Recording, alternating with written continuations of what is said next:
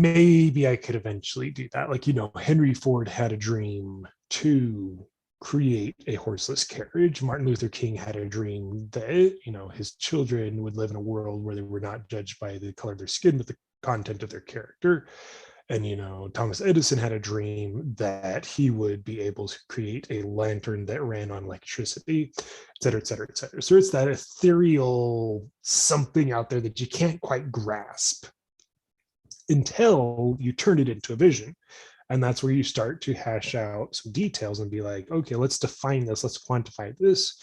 And you kind of encapsulate that ethereal dream into this sphere of your vision.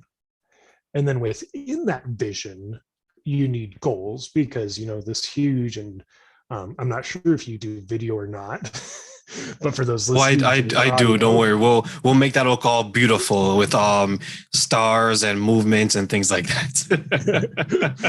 but for those just listening to the audio part, I'll kind of use some descriptive language for what I'm doing here. So I'm like moving my arms out in like a cloud type area, and then also the vision is like a yoga ball sized, um, ball, if you will, sphere.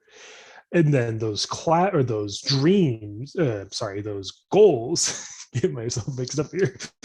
Those goals are like basketball sized, um, spheres within that sphere of the vision being that yoga ball size. And then even beyond that, you break those goals up into plans, which then become like a fist size or baseball size.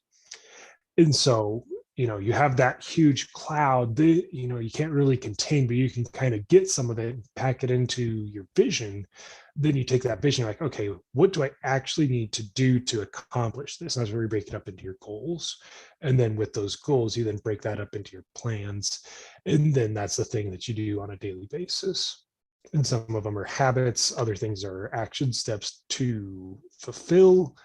And so, that's kind of the stuff I work with as a Live Your Dream coach, is helping people determine, okay, what is that ethereal something that you've always been longing for, but because you can't see it and you can't touch it and you can't taste it or smell it, you just don't really know what it is. You just kind of sense it with your sixth sense, with your spiritual sense or your subconscious sense. You're like, there's something out there. And as kids, many of us have either a lot better of an inkling or a lot better of an idea, and sometimes even just plainly, yes, this is what I want to do. And then we let all the adults tell us, that's unrealistic, that's impractical, you can't do that, don't bother, don't even try. And you just floats away, and then we're like, I will never see that again. Until I come along and I'm like, okay, let's go back. What was it? What do you want? Has it changed? What do you actually want now? And then I help them, encapsulate it into that vision, get it clear, and bring it down to those plans so that it becomes very actionable and very accomplishable and very real. And I'm glad you mentioned it because I was actually going to bring that up in regards to the childhood dream. Because you made a very good point how we all had, I think every child, right, had this vision that I'm going to save the world, I'm going to be this. And then the adults in the room be like, no, no, no, you're going to go to school, you're going to do this, married, have a child, white picket fence, dog named Sparky, and off you go. You're going to get your retirement and you're going to die. But before you die, you better hope your children love you. But before And it once you gets to all that, retire, then you can work towards your dream. Kind of life where you're so burnt out from everything that you didn't want to do, you just give up and just say, nope, just exactly. put me 6 feet under. I don't want to do that anymore. Exactly. You're going to spend 40 years hoping you can complete your dream when you retire. But do you find sometimes that's difficult to re energize someone's dream? Because I'm a little naive, to be honest, to the whole dream process when it comes to fulfilling dreams. Like, I know how to fulfill mine, I know exactly what I want to do, how to do it. And I've been able to do it, such as to become a manager in this industry was something I wanted to do for many, many years. And I had to organize and create certain steps to get there. Do you find sometimes that half the battle is just getting the person to tell you what it is? Well, even beyond just telling me what it is, it's telling themselves what it is. Like with that example I'm using, it's that ethereal cloud. It's that you can kind of see it's there, but you kind of can't. And if you're not looking for it, you're never going to notice it.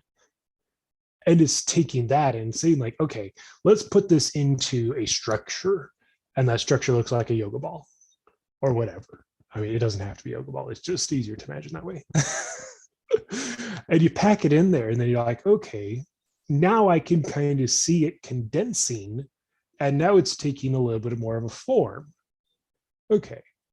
But it comes, a lot of the issue is having a person tell themselves what it is actually they want to do, because they've become so out of touch with it.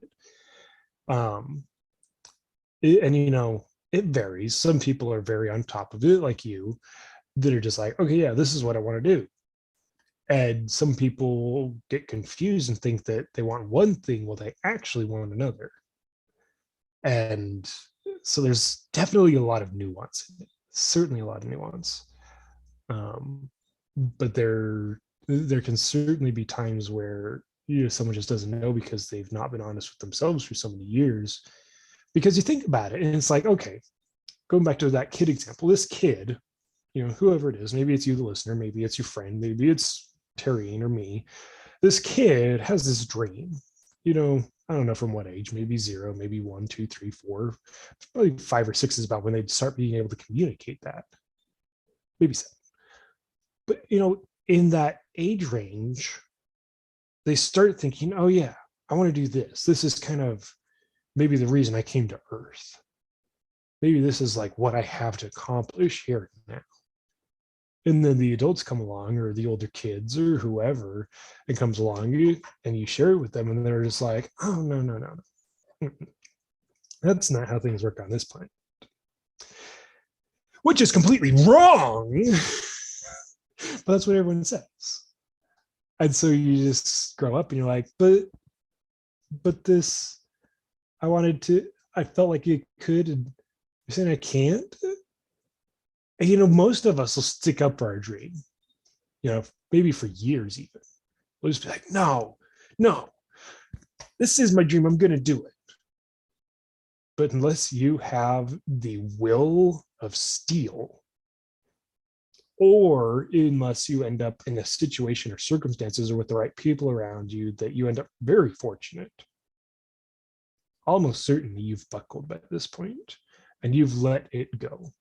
You've unleashed, you've released your grasp on this dream, and you've said,